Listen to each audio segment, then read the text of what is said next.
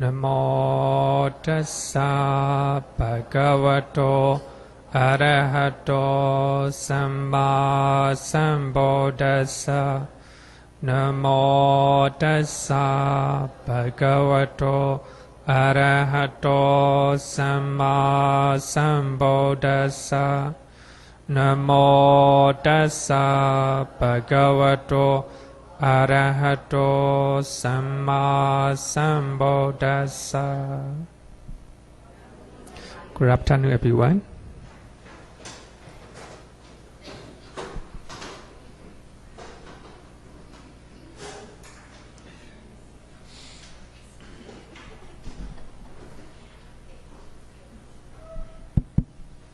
So last week we just finished Chaita, right? Consciousness. So we will go to next chapter, Cetasika.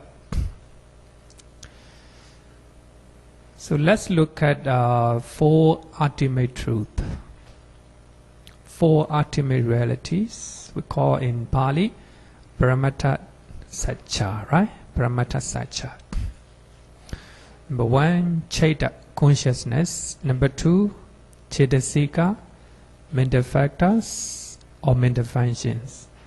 Number three, Rupa, material phenomena, and Nibbana. So other than these four, the rest are not ultimate realities. The rest are not ultimate realities. So they are just the normal conventional truth, right? Because we agree to call them. So now we just finished Chaita, consciousness, right? So and then you already know we have two types of truth: conventional truth and ultimate truth. So we are meditating to see the ultimate realities, right? So if you have a very strong concentrations, you will see consciousness, mental factor, material phenomena, and Nibbana. Other than that, all these are conventional truth, right? So because of conventional truth, we have a lot of wrong perception, right? Wrong perception.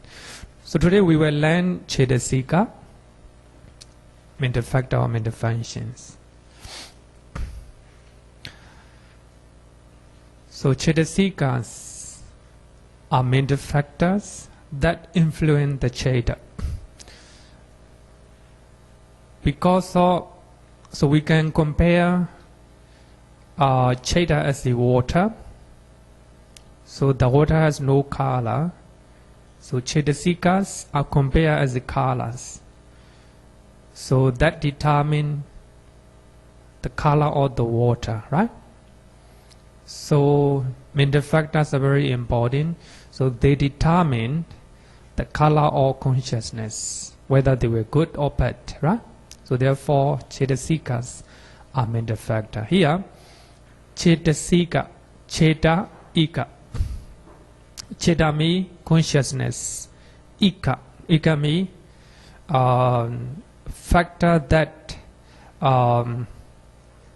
determine Chaita. So Cetasika, right? So Chaita is like a water, and Cetasikas are like a different color. So if you put white color, the water become white. If you put red color, the water become red color, right? So the colors determine the water. So we have two examples. One is the anger, dosa, and loving kindness. These two are Cetasikas. So if you have anger, so the anger makes our mind hot, right? And loving kindness, our mind makes our mind cool. So actually, anger and loving kindness determines the state of mind, right? whether it is hot or cool. So these anger and loving kindness, metta, differentiate the outcome of Cheta, the color of the mind. So therefore, Cetasikas are very important. So if you understand Cetasikas, you understand, right, your mind. So I think that understanding 52 Cetasika is very important because they determine our mind. We have a 52 type of Cetasikas. So in the cognitive process in Sutta Pitaka, depending on the I and forms, I consciousness arises. Here, consciousness is Cheta, right? Consciousness is Cheta. It's very difficult to understand what is consciousness, very subtle, right? So therefore, in the five aggregate, the consciousness is stated as the last one. Because the first one is the material form, right? Matter. It's very obvious to know. We can see, we can hear, right? Material phenomena. Then second one is feeling. Feeling also very obvious, clear to understand, right? And third one is perception. This one also clearer. And fourth one is mental volition or mental activities, right? But consciousness is not easy to understand. So therefore, so subtle that the Buddha stated Vijnana or consciousness as the fifth among the five aggregate. The I and forms are material form, right? Material matter, material phenomena. The I consciousness arises. The medium of these three is called contact. Here, contact is Cetasika, one of the Cetasika. With the contact as a condition, there is feeling. Feeling also another mental factor. With the feeling as condition, there is craving. Craving also one of the mental factor, right? So actually, even though there are so many mental factors in Sutta Pitaka, so Abhidhamma summarize 52, right? Actually, when we learn in Sutta Pitaka, we have a lot of more than 100, 200 mental factors, right? But of course, if we learn all the mental factors from Sutta Pitaka, very difficult. So therefore, Abhidhamma summarize into 52, right? So actually, in Theravada Abhidhamma, we have 52. And other Abhidhamma from Mahayana, Savarivada, they have different numbers. Some 50, some 47, like this, right? But actually, it doesn't matter how they it depends how they calculate, right? If we calculate, if we combine all the mental factors or mental function from Sutta Pitaka, more than 200, more than 300, like this, right? So what we have to understand is even here, right? Contact, feeling, craving. Craving is not stated as a mental factor in Abhidhamma, right? It is included in lobha or greed, right? So anyway, it is a mental factor, one of the mental factor. So this is a cognitive process in Sutta Pitaka. So what I want to point out here is here you see some forms with your own eye. The eye consciousness arises. At that moment, there is no lobha. At that moment, there is no dodha, right? The moment you see someone, the moment you hear certain type of song, there's no lobha, no dosa, right? Therefore, we call it ahetuka, rootless, right? So unconsciousness is rootless. But here, between all three is contact. We have a contact now. So it can be either good or bad, contact. Now, it no longer became, how to say, the contact can be either rootless or with the root, right? Rootless or with the root. The reason is, after in the cognitive mental process, the unconsciousness, the receiving consciousness, determining consciousness. So up to determining consciousness, there is no lobha or dosa, right? There is no lobha and dosa.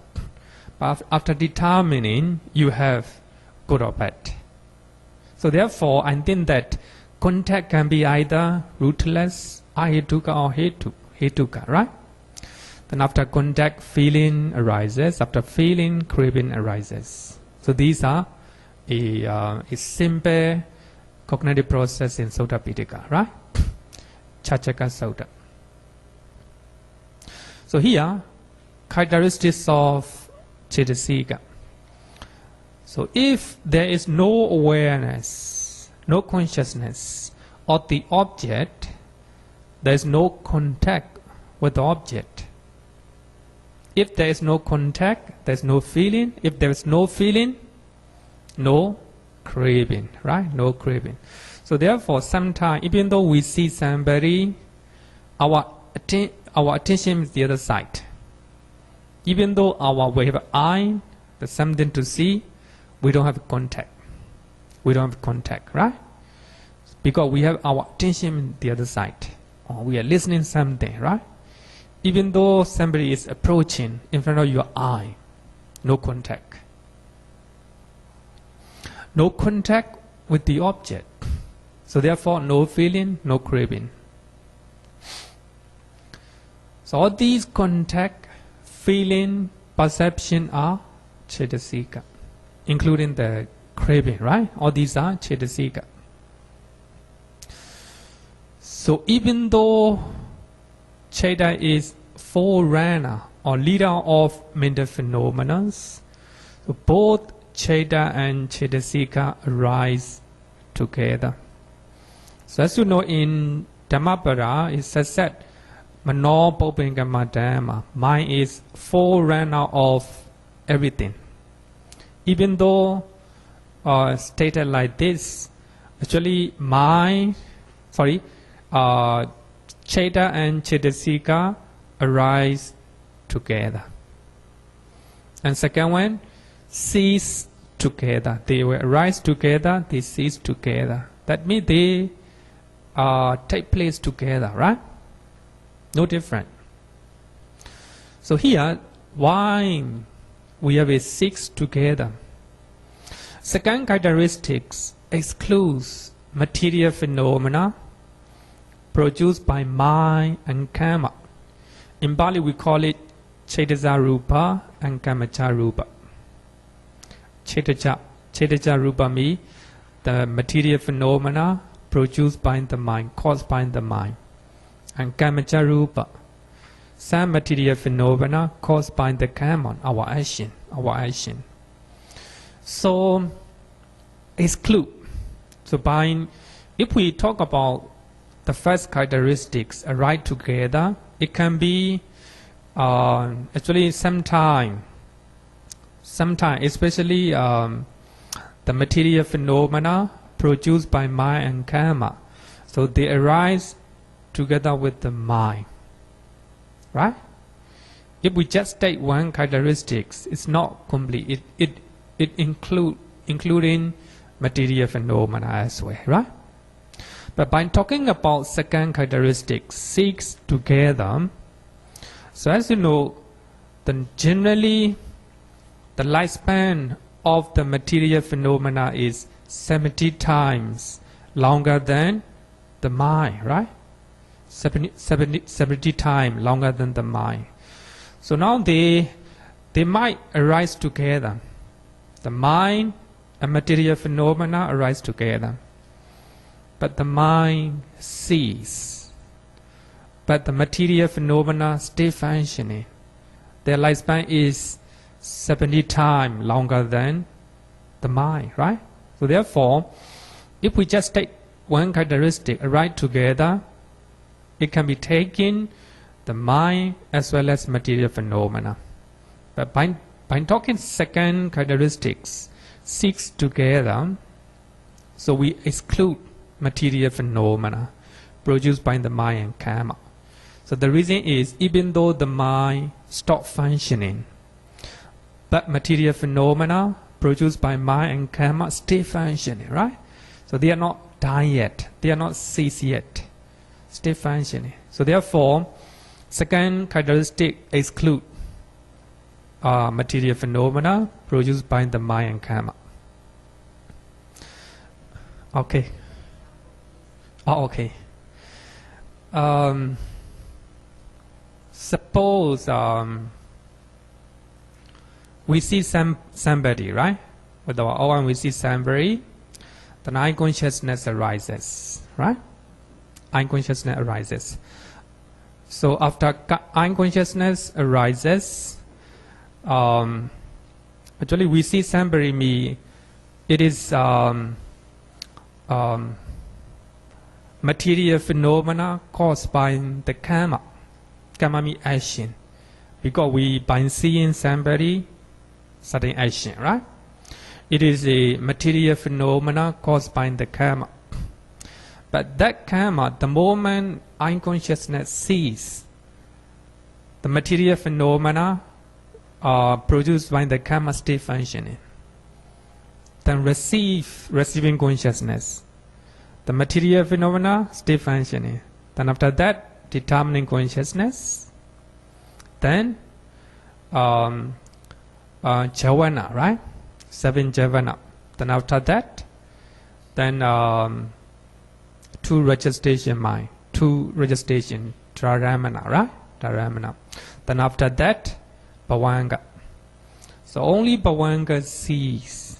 So these material phenomena cease together.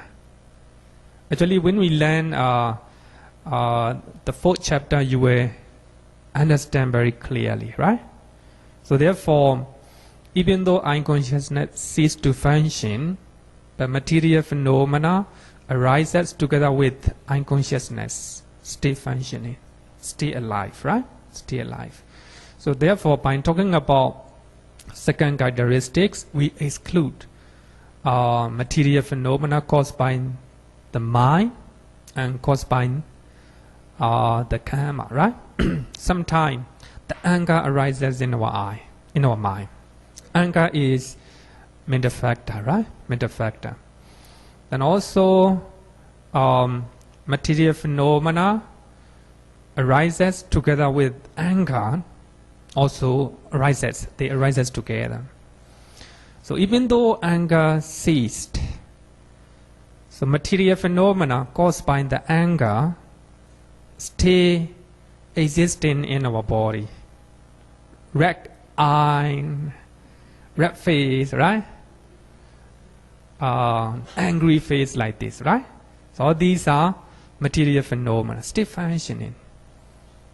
But the mind ceases, right? So therefore, material phenomena are 70 times longer lifespan than mental factor, right? Then take the same object. Take the same object. So by these characteristics, so 2 material phenomena is excluded: bodily animation and vocal animation. So as you know, the bodily animation means kaya vinyati, and vocal animation means vaci vinyati. So when we have a mental factor to react with your body, that makes you react your body, right? My hand is waving because of the mind. I have a voice, right? Vocal animation because of my, the mind arises for the first time. So as soon as I have the state of mind that I want to talk something, right?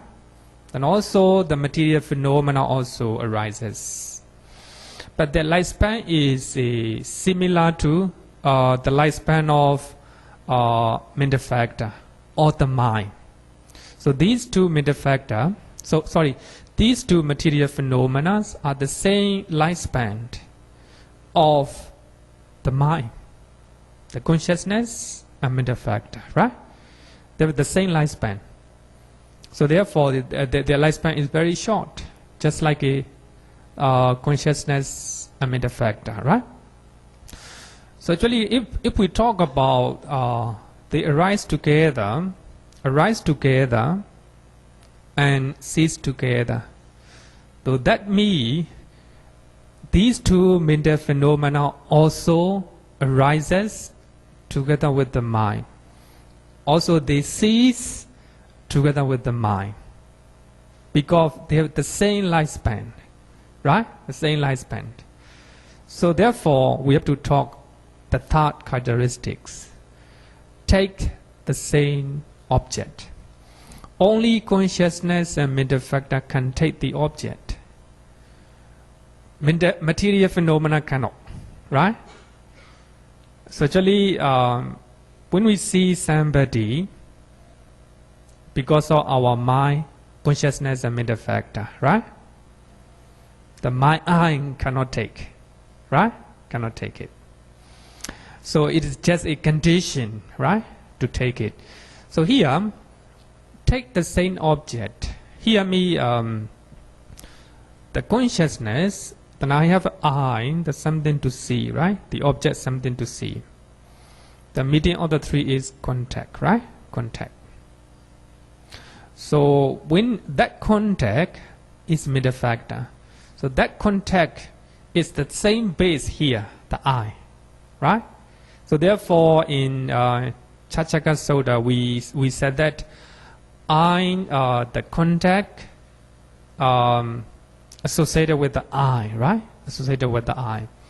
So we have a 89 type of contact. The reason is we have a 89 type of Cheta, right? So therefore, when we see something, then contact arises. So that contact, that particular contact has the unconsciousness. The contact and unconsciousness has the same base, or the eye, right? The later part, they will take the sound, right? Then sound consciousness, ear consciousness arises, right? Then after that, contact. So that contact is different from another contact caused by the unconsciousness. You got the meaning? Very complicated, huh? They take the same object. Me, suppose I have eye, right? Eye, then something to see. The unconsciousness arises. So unconsciousness is Cheta, right? Cheta. The medium of these three is called contact. Contact is mental factor. So that contact is the same base of the eye. Just like the consciousness also take the eye base, right? Then contact also take the same base, So therefore, they take the same object. Here, object means, not the base. It's a object means something to see, right? Something to see. The same object, or something to hear, the sound, right? The sound. Something to smell, and taste, and touch, and think, right? So they take the same object. So what I want to say is these two material phenomena cannot take the object, right? They do not know the object. Only consciousness and mental factor know the object. So these bodily intimation and vocal intimation are just material phenomena. They do not take any objects, right? They do not know somebody. They do not know the sound. So the knowing, the function of knowing, caused because of consciousness and mental factor, right? So therefore we normally use consciousness and mental factor as a nama. Nama. You know, nama rupa. We normally say mind and matter. Nama rupa, mind and matter. Here, nama means something that inclined to. That inclined to, right? That inclined to. So when we see something, our mind. So here, if I say the mind, that means both consciousness and mental factor, right? If I see something, the mind inclined to that. Then I hear some song, then my mind inclined to that, right? So that is called nama, right? Nama. But material phenomena don't have that characteristics, cannot incline to the object, right? So only mind, consciousness and mental factor can incline. So therefore, they take the same object by talking this characteristic. That means we exclude any type of material phenomena, right? Any type of material phenomena. If we say only two characteristics, so that means Cetasika might be including these two, right? So by talking the third one, so we understand that. So we have to exclude two material phenomena: bodily animation and vocal animation, right? And fourth one have the same base. We have 6 bases, right? Eye, ear, etc. So here, if by talking the less characteristics, we have to understand that if something have the first 3 characteristics, and they also have the last one, right? So it makes sure that. So here, Cetasika, the characteristics of Cetasika is similar to consciousness. The Cetasika is not similar to material phenomena, right? So these are 4 characteristics. The last consciousness indicate that if something have the first 3 that I left, the first 3 characteristics, and they also have the same basis, right? The same basis. So that is the 4 characteristics of Cetasika. And I think by looking at this one, don't you think that the consciousness, Ceta, and mental factor, Cetasika are the same? No different? What do you think? They arise together, they cease together, and they take the same object. They also have the same basis. No different. Actually, when you learn the Sutta, you will understand that the consciousness and mental factors are no different. Look at Mahasatipatthana Sutta. So in Mahasatipatthana Sutta, we have a Citta-nupassana, right? Contemplation of the mind. So here the Buddha used the word mind, but under we have a 16, right? 60 list. Among them, Lobha, Dosa, Moha, right? Like this. Alobha, Adosa, Moha. So you will see them. So actually in Abhidhamma Sangha, we have a 52, right? So these are not Ceta. So we have to understand that.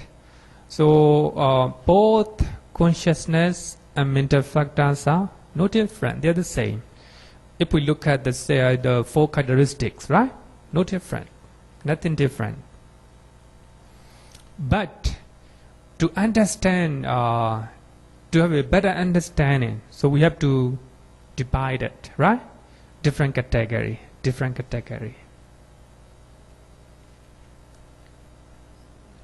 Okay. Perception. we have a perception, one of the mental factor. We will learn later. But of course, perception, we have a different category, like a 5 aggregate, right? And 5 aggregate, we have perception, right?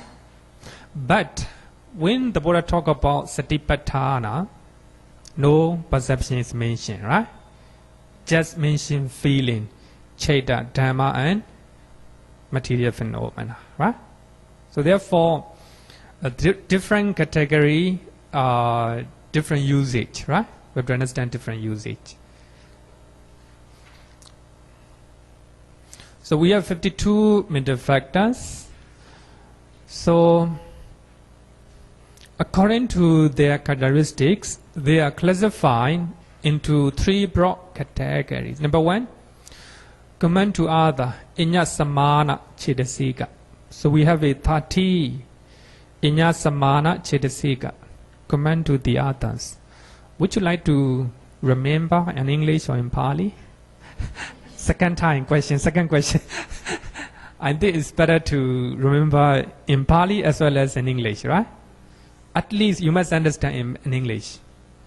If you know in Pali, it's good. Sometimes because we have a different translation, Bhikkhu Bodhi translate Iñña-samana as the ethically variable, the different, right? But here I use the command to the others, the literal translation. Command to the others with a 30, and we have a 2 unwholesome 14 unwholesome factors, and we have a 25 beautiful factors. So I think by looking at this one, you can understand that number 2 is unwholesome one, number 3 is wholesome one, right? And number 1 will be either unwholesome or wholesome. It can be both, right? It's quite clear. Now with a 30 command to other. So Iñña-samana Cetasikas are command to the other. The other means Cetas. Now we are talking about mental factor Cetasika, right? So actually,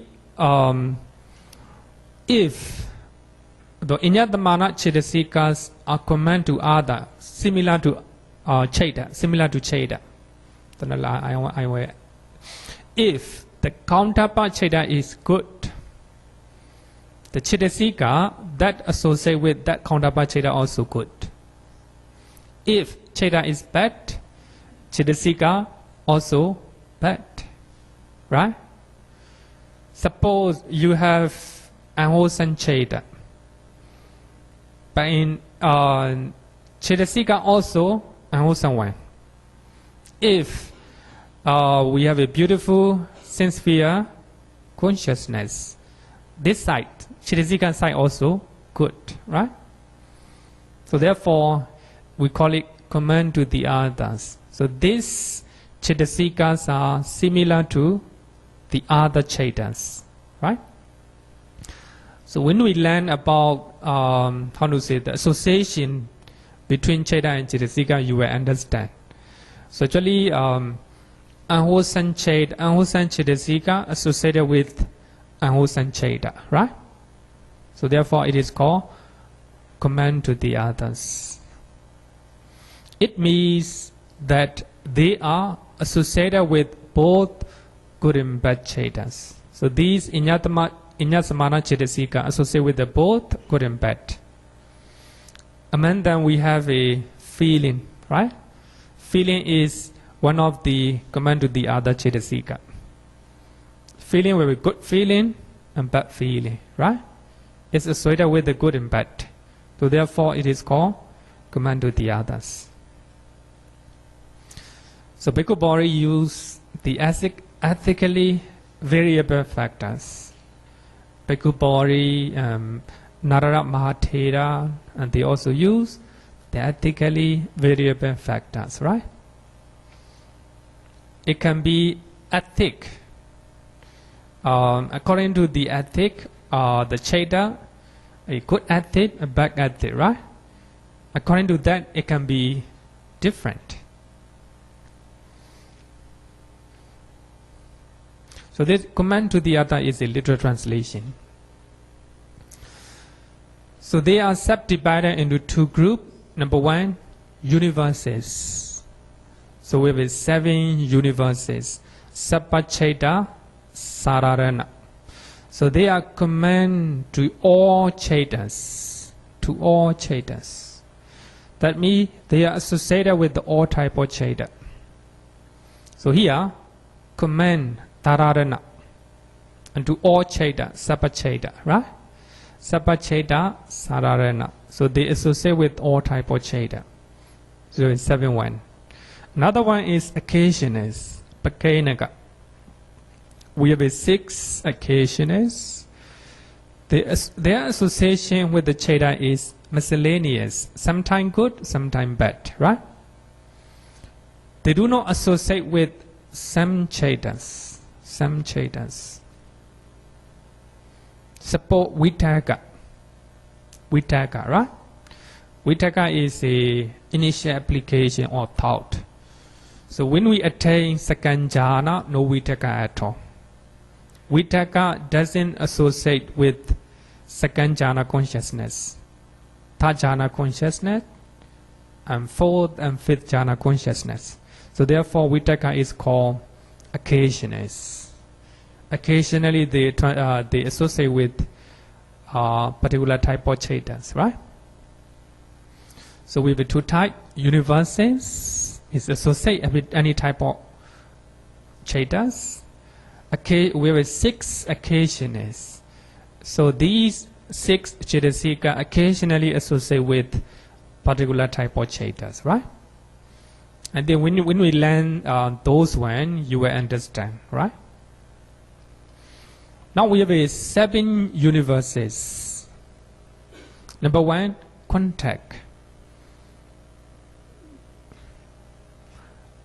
And number 2, feeling, perception, volition, one-pointedness, and light faculty, and attention.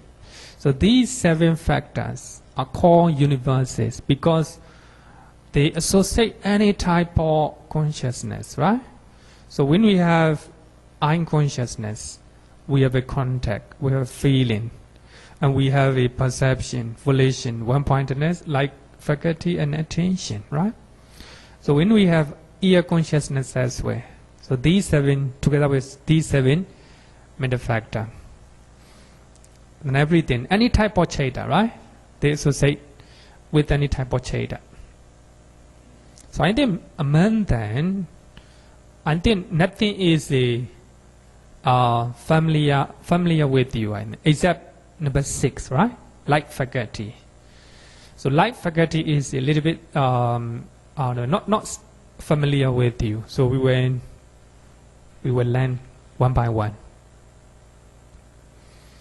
Number 1, contact, phasa. Contact here doesn't mean the physical contact, right? Contact here doesn't mean physical contact. It's rather the mental factor by which the consciousness mentally touches the object that has appeared and thereby initiating the entire cognitive process. Normally, when we talk about contact, so in our mind, we understand this is a physical contact. Not like this. Here, only mental contact, right? Mental one. So because of contact, we have the whole entire cognitive process. Depending on the eye form, eye consciousness arises. The medium of the 3 is contact. Actually, that we have learned this one very often, right? This is how our mind function. So here, in dependent originations, we have one line. Dependent on the 6 things basis, salayatana, and contact arises. So here, contact is nothing but mental factor, right? So because of 6 sense bases, we have a contact. So if we see something, eye consciousness, If we hear something, ear consciousness. If we smell something, nose consciousness. If we taste something, tongue consciousness. If we touch something, body consciousness. If we think something, mind consciousness. Right? Mind consciousness. Manodvara. Right? Like this. So, depending on, because of same six species, we have a contact. So this is mentioned in dependent origination. So one of the famous meditation master in Myanmar said that if you know contact, and you understand everything. If you know contact, you understand Four Noble Truths.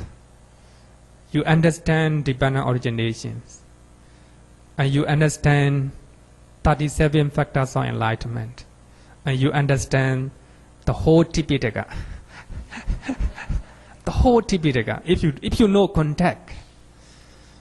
But this is a knowing contact means you are mindful. Right? You're mindful. So actually we are meditating to develop mindfulness, right? You're mindful means you know the contact, right? So therefore it's very important. Contact is conditioned by both 6 internal sense species and 6 external sense species. I think no need to explain, right? Here, internal means eye, etc. External means something to see, right? Something to see, something to hear, right? So this is a simple cognitive process. Eye conscious, eye sensitivity, then visible form object, and eye consciousness. So eye consciousness is a chaita, right? The medium of these three is called contact. So here contact is a matter factor. Because of contact, we're feeling. Because of feeling, perception. Because of perception, mental activities. We call it mental volition, right? Mental formation. Sorry. Normally we translate as a mental formation. Actually, mental formation is a literal translation, right? Literal translation. But I like the translation of mental activities. Then we will contact, feeling, perception. Then our mind start to act, right? Or something, function something. So our mind start to act. So there's a mental activities. Actually, here, eye conscious, eye sensitivity and form are material phenomena. Rupa Khanda, right? Rupa Khanda. Now we have a feeling, Vedana Khanda. Perception, Sanya Khanda. And mental activities or mental formation, Sankhara Khanda. The eye consciousness, Vijnana Khanda. 5 aggregate, right? 5 aggregate. So this is simple way of understanding our cognitive process. So because of contact, we have a feeling. So here, contact is a mental one, not a physical one. So therefore, if you see, the lady is eating lemon, right? How you feel? Saliva arises normally. Because you're not touching the lip, you're not touching the lemon, right? But here, touch in your mind. The saliva came out from your mouth. This is the nature of contact, right? Just mental one. Sometime in the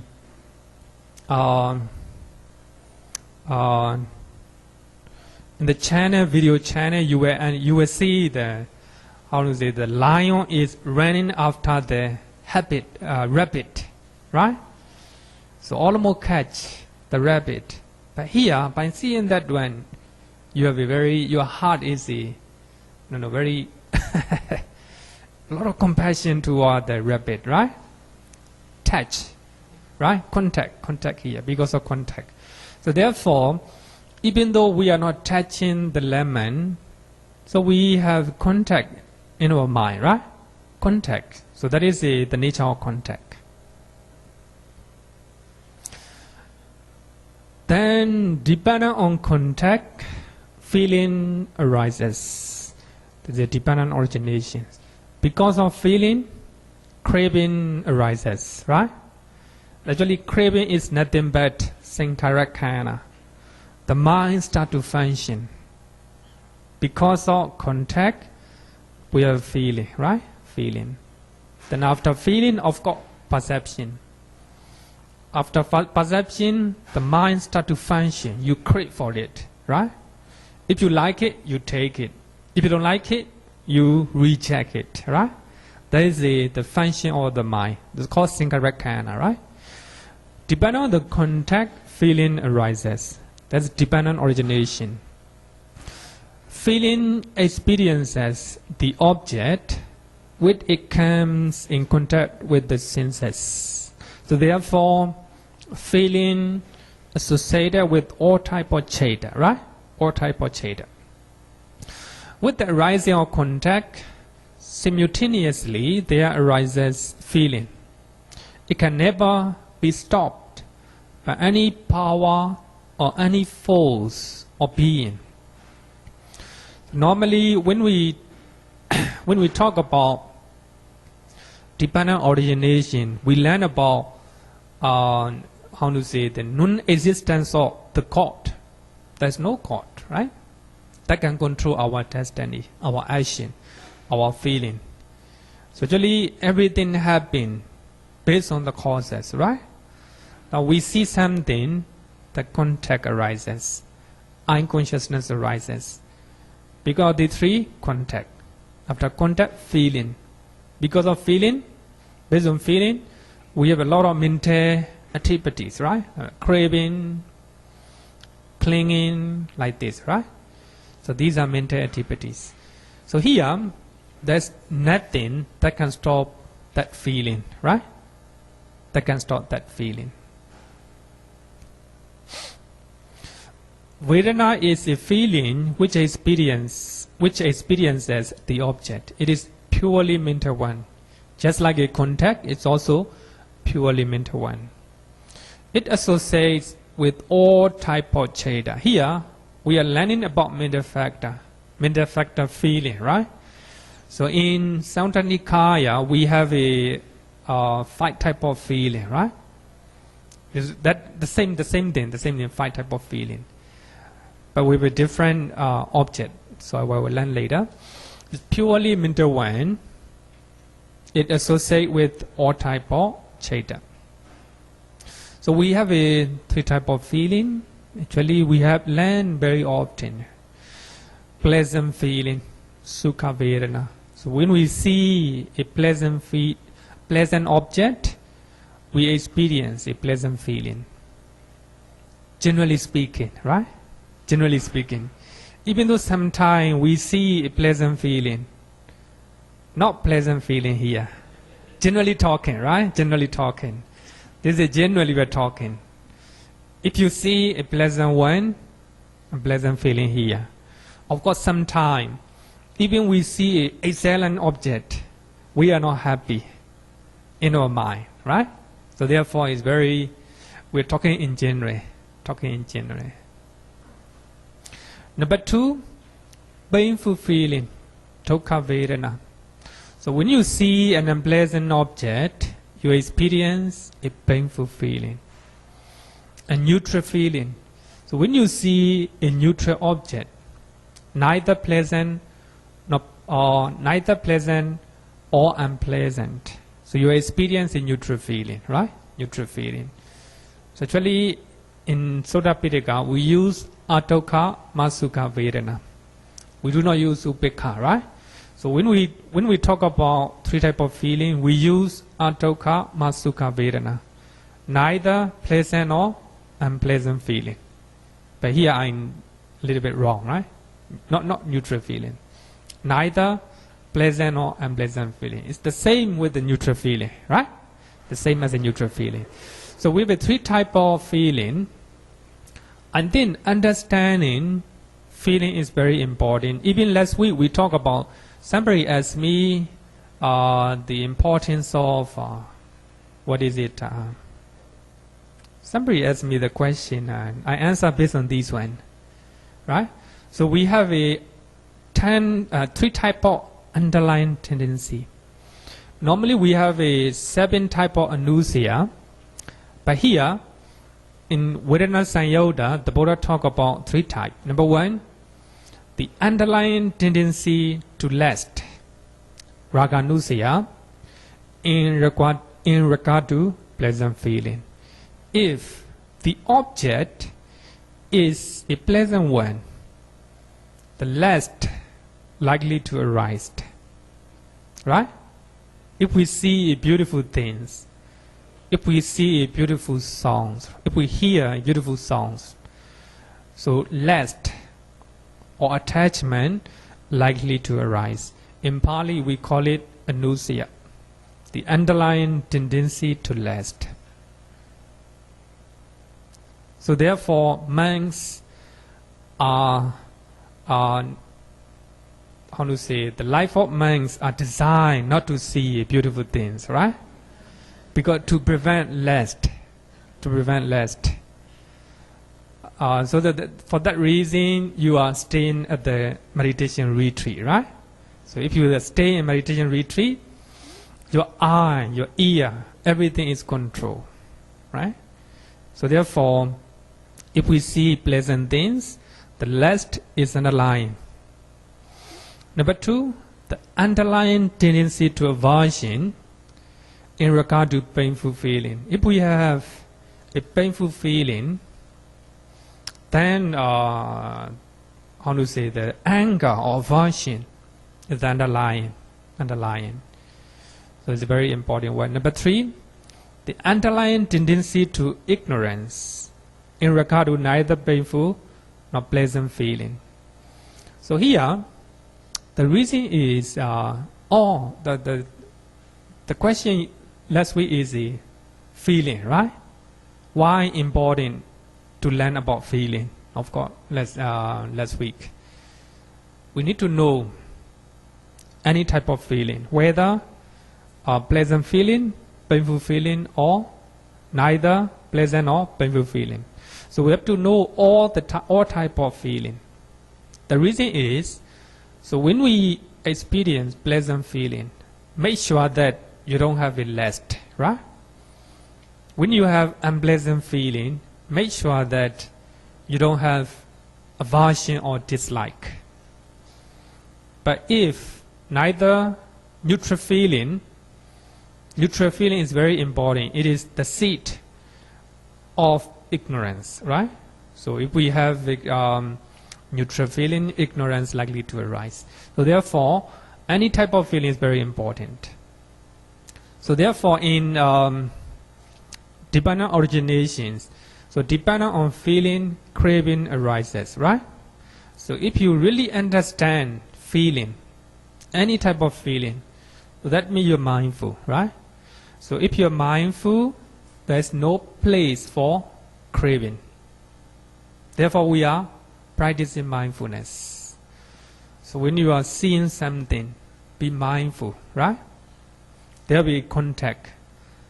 Then because of contact, there will be feeling, either pleasant or unpleasant feeling. Be mindful at the time, right?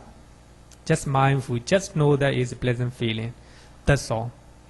If you're mindful, then after feeling, mindfulness arises. If you are not mindful, after feeling, craving arises. That is how we meditate, right? How we develop mindfulness. So if you can develop a lot of mindfulness, continue mindfulness, there is no craving at all, right? Not craving at all. So therefore, this is the link in dependent originations. Dependent on feeling, we have a craving. So if you're mindful, no craving at all, right? Distinctions between worldlings, worldly Puthojana, right? And between worldlings and the noble ones. The noble one means Sotapanna, Sakadagami, Anagami, Arahant, right? These are the noble ones. We have 8 noble ones, right? So what is the distinction between Puthojana and Ariya Pogala? And the Buddha says in Vedana Sanyoga, the same Sanyoga, when the instructor, the Buddha used the instructor person, an instructor person, no knowledge, right? The uninstructed person is being contacted by a painful feeling. He feels 2 feelings, a bodily feeling, a mental feeling. 2 types of feeling. Mental feeling, a mental painful feeling, bodily painful feeling. Here, feeling is here, bodily feeling, right? Bodily feeling means it's not the feeling here, it's mental factor. Feeling is mental factor. So that mental factor caused by the body. Caused by the body, right? Caused by the body. So when normally, when we experience a painful feeling, we have bodily feeling and mental feeling, right? Mental feeling. When the instructed person, the noble one, is being contacted by that same painful feeling, he feels only one feeling. That is a bodily feeling, not a mental feeling. It's a difference between normal people and the noble ones, right? The difference. Normally, when you experience a painful feeling because of diseases or because of seeing something that you do not like, right? Normally we have 2 types of feeling. Mental feeling and our mind. Bodily feeling, right? Especially when you have a serious diseases, right? Diseases, 2 feeling normally. But the noble one has only 1 feeling, bodily feeling. Of course, he will have when he have a serious diseases, he will have a bodily feeling. And the Buddhas, Arahants, they also have a bodily feeling, right? The Buddha is painful. The Buddha is painful. As you know, the Devadatta, he throw a very big stone, right? To kill the Buddha. But only a small portion of the stone split, right? And hit the Buddha toe, right? Toe. Very painful, right? But he have only bodily feeling, no mental feeling. Regarding with this, the Buddha have any anger toward Devadatta, right? Anger is mental feeling, right? Mental pain. So there's a difference between the normal people and the noble ones. So if you are, even though you have a serious painful feeling, if you don't have a mental feeling, you are among the noble ones. We can even say like this, right? Not real noble one, but how to say the among them, I think. It's very important to take note this one.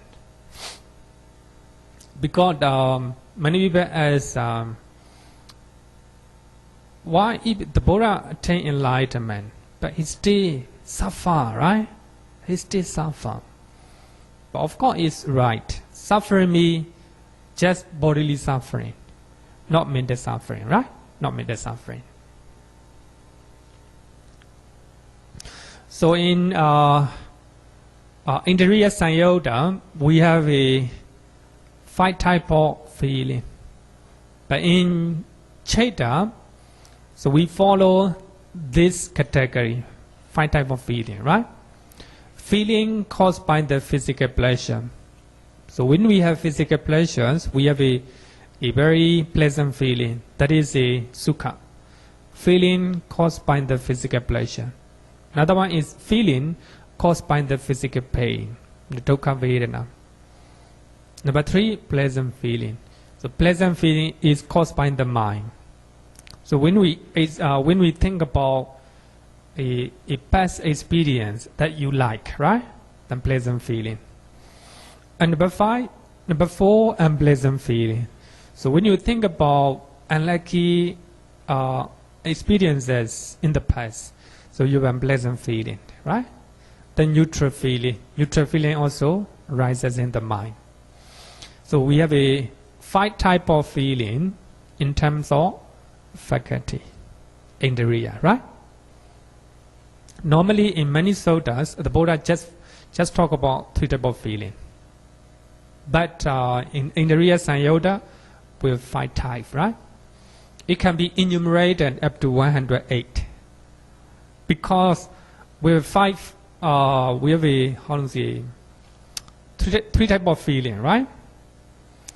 So we can enumerate the feeling in the past, the feeling right now, the feeling in the future. Then you can enumerate the feeling in your mind, the feeling the mind of other, like this, right? Another one is a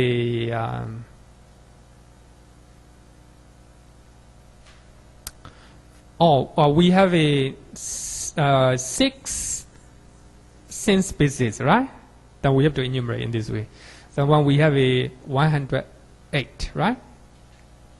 But in Vipassana, so Vipassana elaborate more different type of feeling, many type of feeling, even nearly I think 100,000 like this, nearly 100,000. Actually, if you understand only 3 type of feeling is more than enough, right? More than enough. The second one is perception, sanya, right? Perception.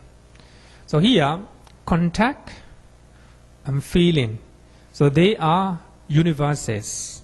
So that means they associate with any type of cheta. Whether you are angry or you are happy, whether you have a beautiful mind or ugly mind, they will associate with, right? The third one is the perception, sanya. Sanya perceive the quality of the object. It makes marks or notes about the shapes, the mark of the object. So when that object appear again, so that perception recalls it again. So that means the characteristics of perception is taking note of the object, right?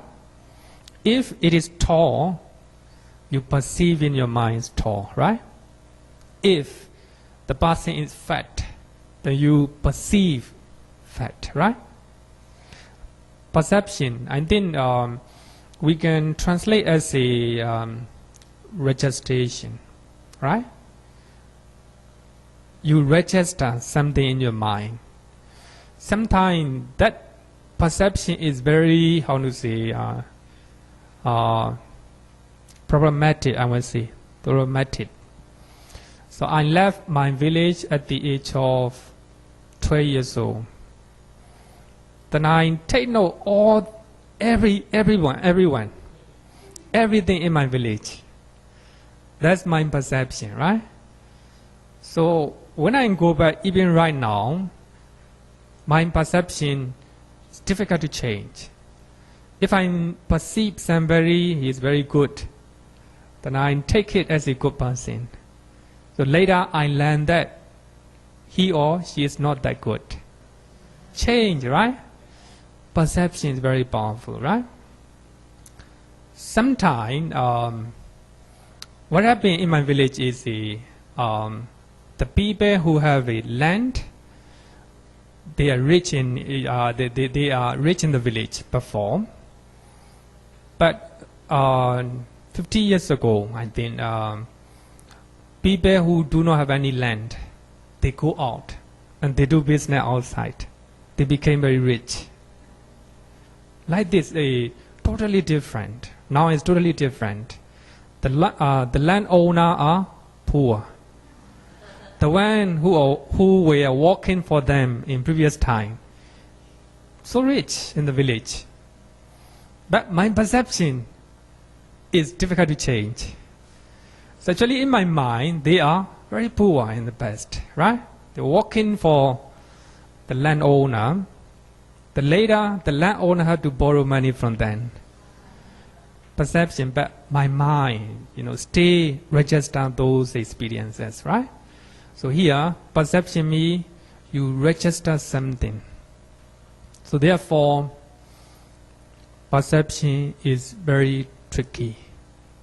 It's one of the Vipassana means illusion, right? Illusion. So that cover your mind not to see the real nature of things, right? So therefore, when you register one person, it's very bad. It's very, very important to know. It's very important, right? Normally, we register one person. It's very bad. For a long time, it's very bad in our mind. Very difficult to change. But even though that person is behaving in a bad way, better and better, very difficult to change, right? So we have to take note the importance of perception, right? Perception. So we have to understand whether a particular person or particular things, right? According to the situation right now, right? Right now. That is the characteristics of perception is take note or register the object according to their shape, according to their marks, right? If that object appear again, then perception records it again. So therefore, when we are reading the book, right? Reading the book, so we have a lot of perception, Sometimes we do not use our wisdom, just reading the book, no wisdom. But perception is walking. Taking note what we are reading, what we are seeing, right? Anything. So therefore, sanya or perception is different from panya, wisdom. So the wisdom functions understanding all things in their true natures. Sanya functions just noting all the things. So sanya doesn't have any wisdom. Just take note, just register, right? So we have to use our wisdom to determine or to understand in their true nature, right? True nature. That is a false perception. As you know, the blind used to take the milk from mother, right? He stayed in that. He's taking milk. It's a illusion. We call it sinya perception, sinya vipassana. Just example, we have a lot of illusion of perception, right? Illusion of perception.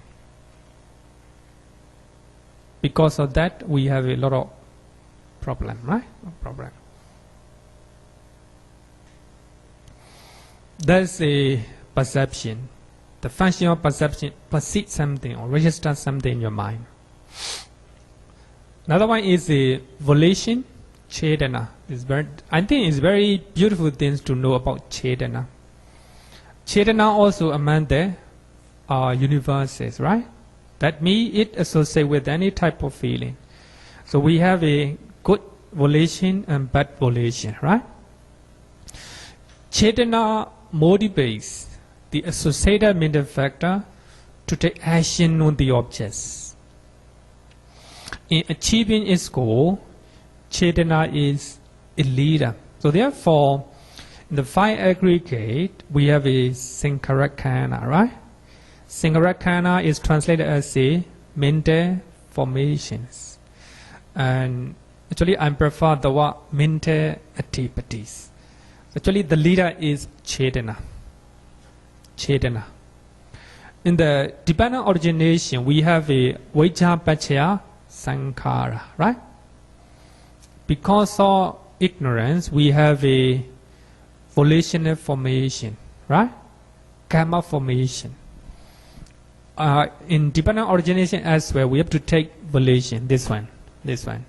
So therefore, volition or cetana is a leader to do something, to take action on the object. Suppose you see something, so cetana lead to do something you hate or something you left, something you reject or something you like, you take, right? So cetana is a leader, take action on the object. So it is compared as a commander-in-chief at the battlefield. So whatever action done by the soldiers at the battlefield is his responsibility. So he order the soldiers to kill, right? To go ahead or to withdraw. Everything is his responsibility, right? So cetana is compared as a commander-in-chief at the battlefield. So therefore, the Buddha said that Cetanaham Bhikkhave Kammavadami. It is volition or cetana, bhikkhus, that are called karma. Here, the Buddha equate karma with the cetana, right? So, sometimes you do something with a good intent, good volition, but the result is not good, right? The result is not good, but it's not a wholesome karma, right? But regarding with the karma, of course, is so. Therefore, to talk about karma is a little bit complicated, right? Complicated. So even though you do with the good volition, the result is not good because of your ignorance, right? So therefore, ignorance is the key. Moha is the leader of unwholesome things, right? Moha, because of avijja. So therefore, in dependent origination, the first one is ignorance, right? Ignorance. So therefore, even though our volition, our motivation is good, sometimes the result may not be good because of ignorance, right? Ignorance is the opposite of wisdom. So whenever we do something, just volition is not enough. So you must have a wisdom, right? Wisdom or vijja, right? Vijja. Here the Buddha equate with karma, with the Buddha equate karma with the volition. Cetanaham bhikkhave kammavadami. These very famous lines, right? So whenever we talk about karma, we use these lines. Cetana is very important. So therefore, in the first story of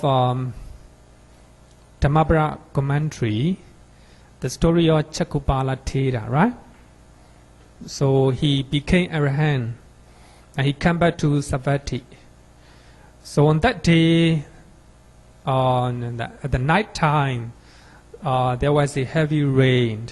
So in the morning, early in the morning, there are a lot of insects flying around, right?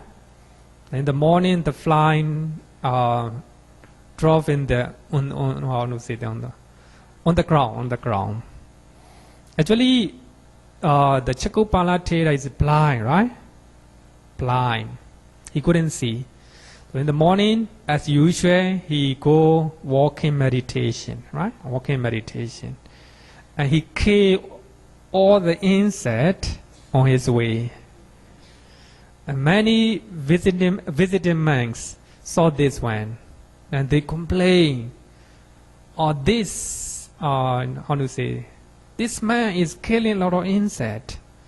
He might accumulate a lot of unwholesome deed. Then they reported this incident to the Buddha. And the Buddha said that, Mano Popengama, if you do with a good mind, a good result will come to you. If you do with a good intention or good volition, right, you have a good result. So there is no unwholesome deed, right? He doesn't have any intention or any volition to kill insect, right? So Cetanaham bhikkhave kammavadami, right? Any question?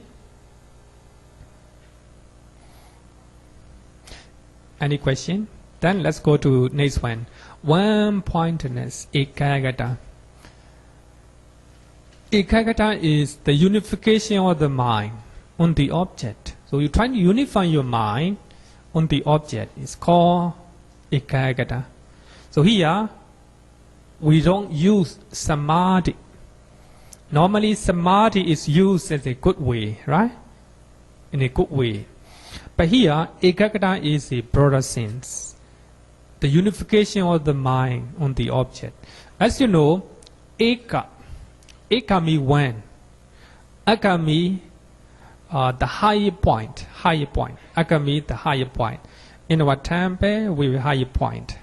In Singapore, the higher mountain, the higher part of the mountain, right? The peak, right? Peak. So like this, so when you do something, you unify your mind to be one, right?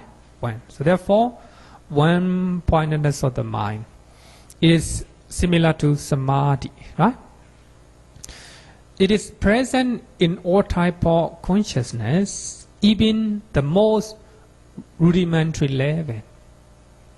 Even though your mind is thinking, you're thinking something, going here and there, your mind is going here and there. Even at the time, we have one-pointedness because ekagata associates with all type of consciousness, right? Even though your mind is going somewhere, even though your mind is restless, you still have this one, according to Abhidhamma, right? Abhidhamma. So therefore, it is compared as the water which unites the scattered powders. So we have a lot of scattered powder, and you pour the water, right? You make a ball of powder, like this. So you trying to unify your mind. Unify your mind. It associates with any type of consciousness.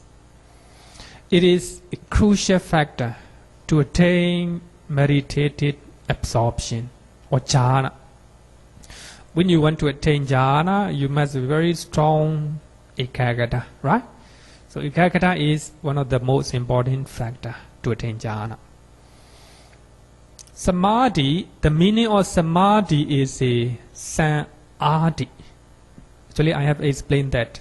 With a book here, you take it firmly and you tape it in your, like it, you take it, samadhi. So you, so when you take it, the object firmly, right? Then it's very powerful. It's samadhi, right? Samadhi, taking the object very firmly. Samadhi. Actually, one-pointedness of the mind also associated with all type of consciousness, right? Next one, Jivitendriya, light faculty. Light faculty is very important one. Jivitendriya or mental life faculty maintains the life of associated mental factors. As you know, when we experience something, feeling is very prominent, right? But here, light faculty, you never know. Only if you have very strong concentration, you will know it, right? So therefore, light faculty is very common, but it's very difficult to know. So it's associated with all type of mental factors. Without this mental light faculty, the mind cannot function at all. So we have two types of light faculties: the mental light faculty and physical light faculty, right? So if you don't have these two types, then you die. No longer you die, right? Like a consciousness, the other mental factors, it is also subject to arising and cessation. So it is important here with a jiva, right? Jiva means life. But in understanding in Hinduism, the jiva means something that exists forever. But in Buddhism, it's not like this. So even light faculties, it arises together with other mental factors, and it also ceases at the same time together with other mental factor. So that is different between the idea of life faculty, life in Buddhism and idea of other, especially Hinduism, they believe that jiva, they use normally they often use jiva. So jiva is life. So therefore, we do not use the word jiva very often to jiva. In one time, when the Buddha was preaching, the Buddha cough like this, cough. The monks who are listening, and they make a wish, bless you, like this, like a bless you. Jivatu Pandeya, the word Jiva, long life. And the Buddha preferred not to do that. No, don't do that. The Buddha do not like the word Jiva, right? Because it's very dangerous for his teaching. So by using the word Jiva, it might lead to other direction, right? Other understanding. So that means Jiva means something that do not cease, right? That do not cease. So therefore, like other consciousness and other mental factors, so Jivitendriya, life faculty also arise together and cease together, right? So it is compared as a boatman who safeguard the people in his boat while crossing the river. At the same time, he protects his life as well. So as you know, the boatman trying to bring the people with his boat.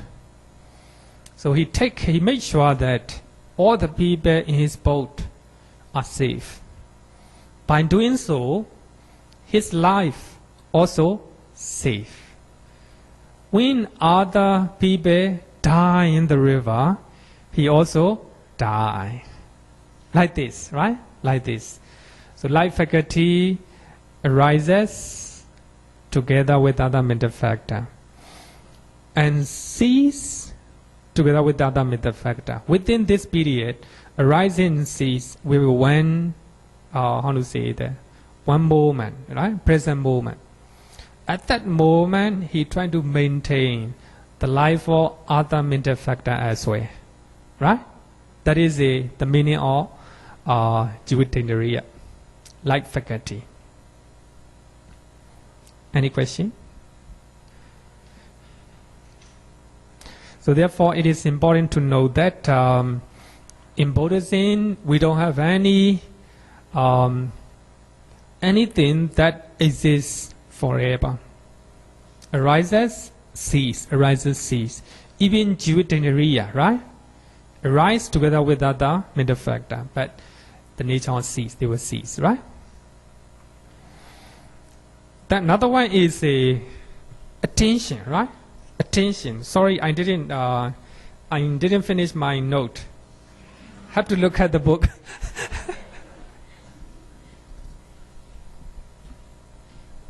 Page number 81, right? Page number 81. Attention, manasikara, right? Manasikara. The Pali word literally means making in the mind. Manasi, in the mind. Kara, making or doing. Attention is very important. So on the flight, on the airplane, so you were here. Attention, please. Very important, right? If you don't have attention, no any type of mind.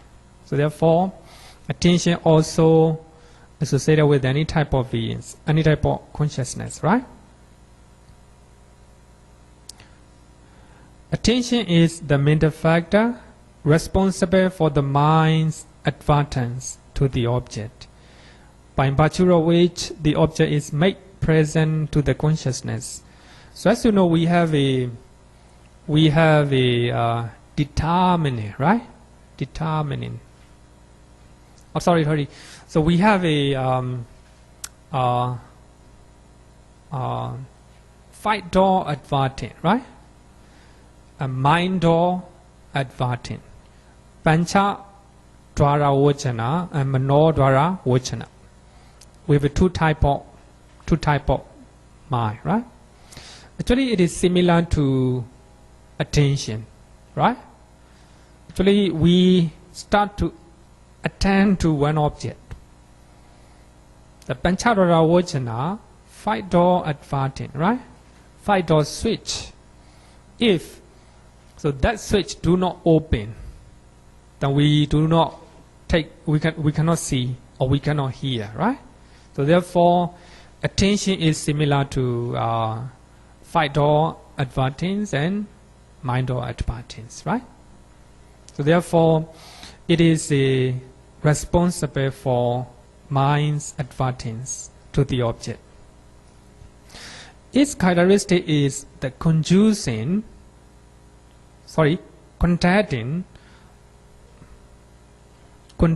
of the associated mental states toward the object.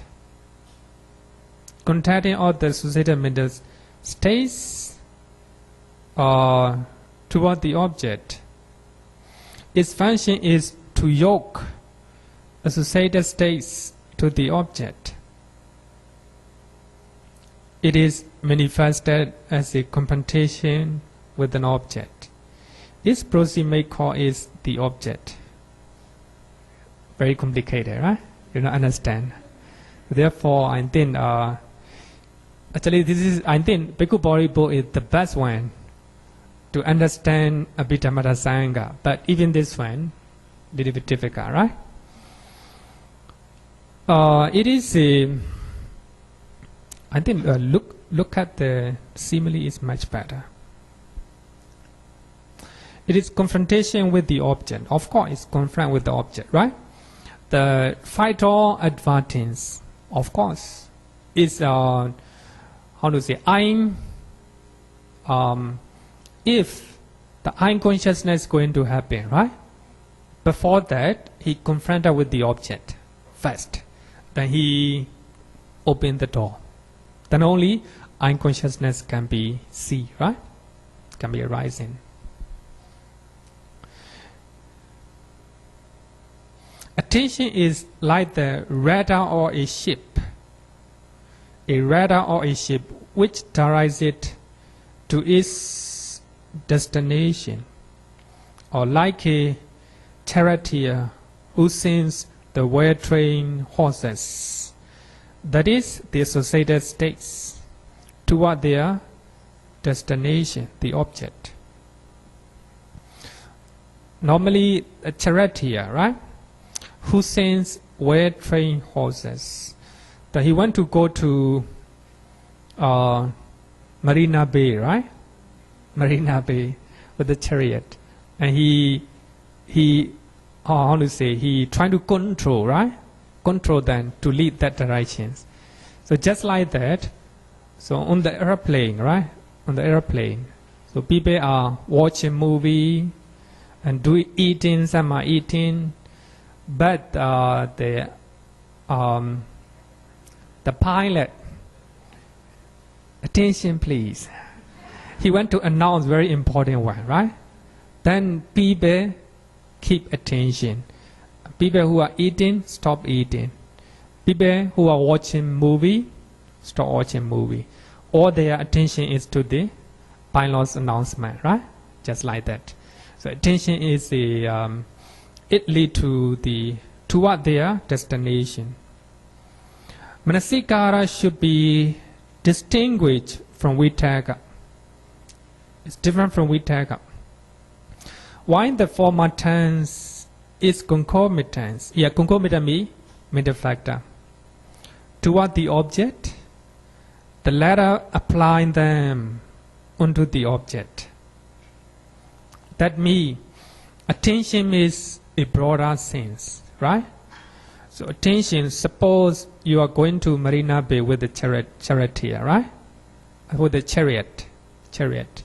So here from Mangala Vihara, forget about the chariot. Just let's talk about the car, right?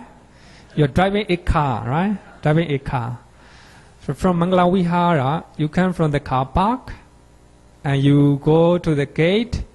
So when you go to the gate, you turn to left, right?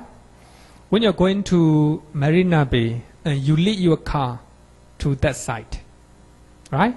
That is attention. But Vitakka means when you are reaching Marina Bay, right? You're trying to lead to the direct way. That means attention is a broader sense, right? But they have the same, very similar function. Their function is leading to destination, right? And Vitakka also, Vitakka bring the mind to the object, right? Attention also bring the mind to the object, but attention is wider. The Vitakka is more precise, right? More precise. Later I will show you with the example, right? So suppose the command, the ministry or defense minister, Singapore defense minister, right? He trying to order to kill a robber in the sea, right? In the sea. Sorry? Pirates in the sea, right? So he ordered the general, commander-in-chief, right? To kill all the pirates. Then the commander-in-chief go to that direction, right? Actually, commanding to commander-in-chief is a Chetana. Then commander-in-chief go to that direction, that is attention, right? The Vitakka make sure that not to move any direction, not to divert to any direction, right? The moment he left the shipyard, right? Shipyard. And the moment to go that place is called attention. But when they are nearer, the Vitakka try to make sure that, right? The commander-in-chief make sure that they are going to that direction. That's Vitakka, right? Vitakka. So therefore, attention and Vitakka have the same, very similar functions, but attention is a broader sense. Manasikara is indispensable cognitive factor present in all the state of consciousness, right? Consciousness. Vitakka is a specialized factor which is not indispensable to cognition. So the thing is, Vitakka doesn't associate with the second, third, fourth, fifth jhana, but Manasikara associate with them. So therefore, Manasikara is wider. The Vitakka is, so when we attain in second jhana, no Vitakka at all, right? No only Vitakka, just Manasikara, right? So now we have 7 universes. So these 7 universes associate with any type of Cheta. When the consciousness arises, these 7 universes also arises, right? So therefore they are called universes. Any question? Okay.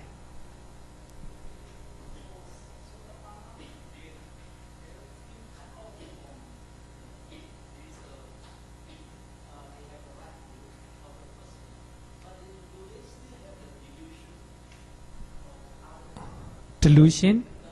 Or you mean illusion? You mean wrong perception, right? What you mean, delusion or delusion is moha? You mean moha, right? Oh.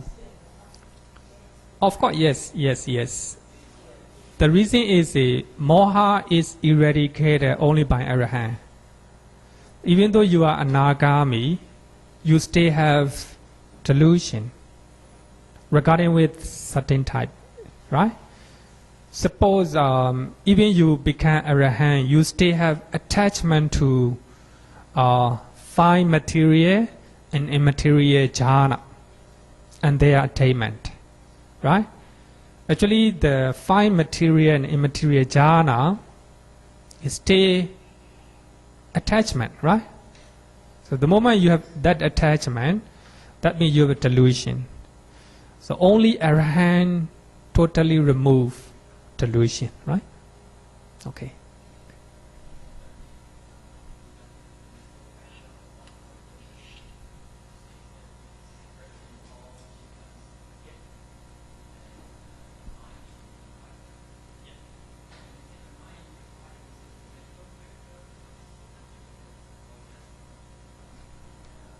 It can be both.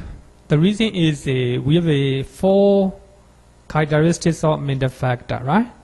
They arise together, cease together, they take the same object, the same base, right? So if we have a one-pointedness is a mental factor. At that time, we have a consciousness, together with the consciousness, right? Yeah. Because when we have a one type of mind, suppose unconsciousness, right? By that time, we have a 7 mental factor arises together. At least, any type of consciousness arises, these 7 mental factor arises together. So therefore, it is very difficult to understand for normal people. But this is a, we say that is the enlightened people. I think they will know it by that time. So according to Abhidhamma, even you have a unconsciousness, right? Unconsciousness. So unconsciousness, ear consciousness, then nose consciousness, tongue consciousness, body consciousness. These 5 type of consciousness, 10 good and bad, the 10 type of consciousness associate only 7 mental factor, right? So they are the rudimentary level. Rudimentary level. So when we are receiving consciousness, more than 7, right? The mind is getting powerful. The investigation consciousness, more powerful, right? So therefore, at least when you have a one type of mind, it arises together with the 7, right? 7. So have a contact, feeling. So even though in dependent originations we learn about because of 6 sense bases, we have a contact. Because of contact, feeling arises.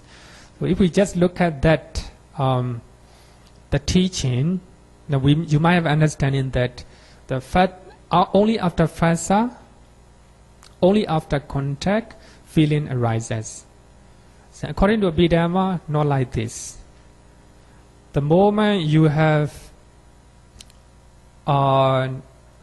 consciousness, you have a contact, feeling, perception, and volition, one-pointedness, and light faculty and attention. All these 7 together, right?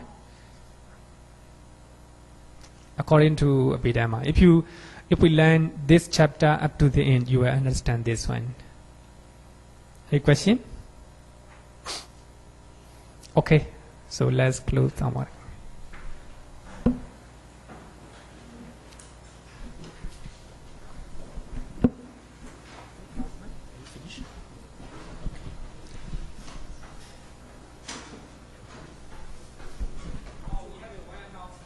Yes. We have one announcement. The Dhamma Fellowship is organizing a Pindapata on National Day, 9th of August. Okay, Pindapata is the monk's practice of going out for alms. And as lay devotees, when they pass us, we just put the rice into the alms bowl. So Pindapata will start at 10:15. So those who are bringing dana food come by 9:30. Okay. And then 11 o'clock is the puja. After puja, we'll do food offerings to the venerables, followed by sharing of merits. Then lunch starts after that. So the details you can find on the notice board as well as our website. And this is a good opportunity to put into practice what we have learned So see you on that day, 9th of August. Thank you.